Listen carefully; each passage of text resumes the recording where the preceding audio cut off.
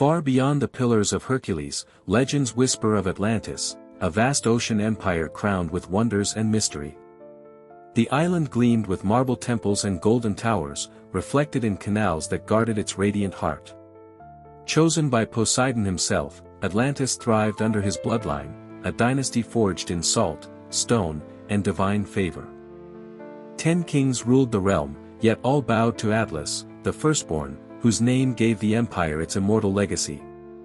From mountain mines to fertile plains, riches poured unending, copper, orichalcum, ivory, and harvests heavy with grain.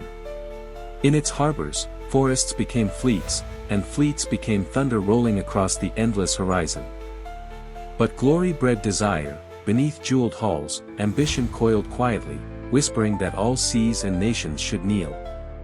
Their eyes turned outward, hungry for conquest, wherever gulls flew and trade winds carried tales of wealth.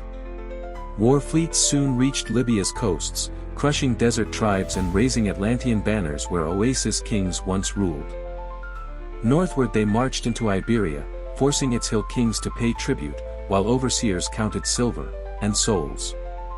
Across the Tyrrhenian shores of Italy, their soldiers landed boldly, spreading fear through cities that had never seen such might. One by one, proud nations fell, their alliances rewritten by gold, and their freedom bartered for survival. Captives filled the markets, ships heavy with slaves and treasure, the empire's appetite grew larger than the sea itself. Temples overflowed with offerings, ivory, gems, and golden plates laid before priests drunk on power. What was once noble turned cruel, wisdom was drowned beneath feasts, music, and the endless echo of pride. The gods turned away in silence, leaving mortals to their arrogance and the shadows gathering behind their glory. Yet still, Atlantis prepared for war, charting new maps, sharpening bronze, and dreaming of conquering Greece itself. Soon, the Mediterranean looked less like a sea, and more like a kingdom waiting to be claimed. But fate had chosen a small city to defy that vision, the rising voice of Athens. Envoys sailed across the Aegean, demanding tribute and submission from every Greek city that valued peace over freedom. Many trembled and bowed, offering gold and oaths to avoid the wrath of the empire's fleets. Yet in Athens, the assembly gathered, a crowd of citizens unwilling to trade liberty for fear. Their debates shook the marble steps, voices clashed, but their decision was one, to fight and to stand alone. Across the city, men trained day and night, preparing to face an enemy greater than any their fathers had known. Blacksmiths hammered armor till sparks lit the streets, each blow echoed with the heartbeat of defiance. In the temples, women prayed to Athena, for wisdom to guide their leaders and courage to guard their sons. Supplies were counted, triremes prepared, and harbor chains tested, every hand in Athens ready for what would come. Then, at dawn, the horizon darkened, Atlantean sails rising from the mist, drifting toward the silent Athenian coast. Bronze-clad galleys advanced across the Aegean, oars flashing like blades as thunder rolled softly over the morning sea. The Athenians rowed out to meet them, outnumbered, yet unbroken, their courage brighter than the enemy's might. The first collision split the sea, hulls cracked, water surged, and men fought not to drown. Arrows rained from above, blackening the sky, shields rose, and the air filled with the sound of splintering wood. Grappling hooks flew, Athenian marines leapt across decks, blades flashing as battle turned to chaos. In the narrow straits, Atlantean ships crowded too tightly, trapped by the cunning maneuvers of the Athenian fleet. Their chariots thundered ashore nearby, hundreds racing along the coastal plain, but the phalanx awaited their charge. Hoplites locked shields, spears steady, when bronze met bronze, the earth itself seemed to tremble. Horses screamed, chariots splintered, and the mighty wave of Atlantis shattered upon a wall of men who refused to break.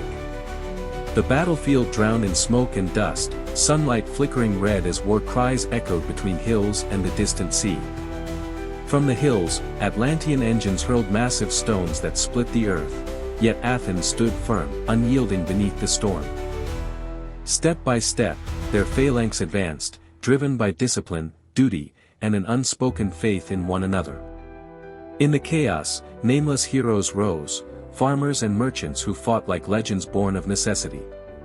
An Atlantean general fell beneath a spear, his banner collapsed, and with it, the courage of his men. Out at sea, confusion spread, ships collided, orders lost in panic, victory slipping through trembling hands. The Athenians seized their chance, ramming galleys side on, boarding and burning the enemy fleet. On land, the phalanx pressed forward, shields soaked in blood, bronze glinting beneath a red sun. The great army of Atlantis began to waver, pride turned to fear, and fear to flight beneath the burning sky. Ranks collapsed as soldiers threw down shields and spears, fleeing in panic through dust that once marked the path of glory.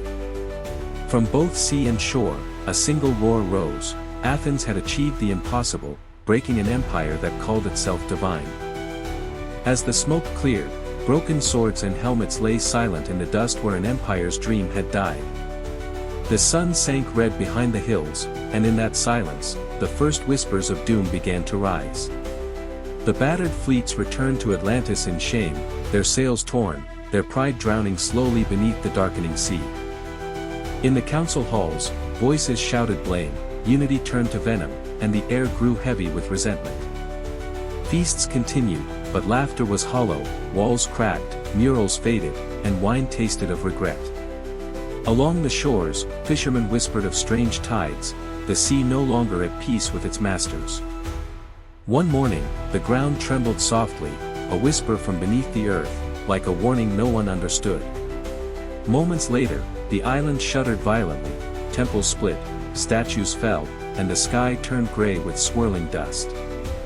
Fire erupted from the hills, molten rivers carving through vineyards and homes as the air filled with crimson light. Far offshore, the sea withdrew in silence, then returned as a towering wall that blotted out the sun. The harbor vanished first, ships lifted and shattered, their crews swallowed whole as the waves roared across the city. Through the streets, water surged like a beast, sweeping torches and voices away until only lightning marked their passing. In a single night, Atlantis fell, temples collapsing, mountains breaking, and the ocean claiming its glittering heart forever. At dawn, only the sea remained, scattered wreckage drifting over the grave of an empire too proud to kneel.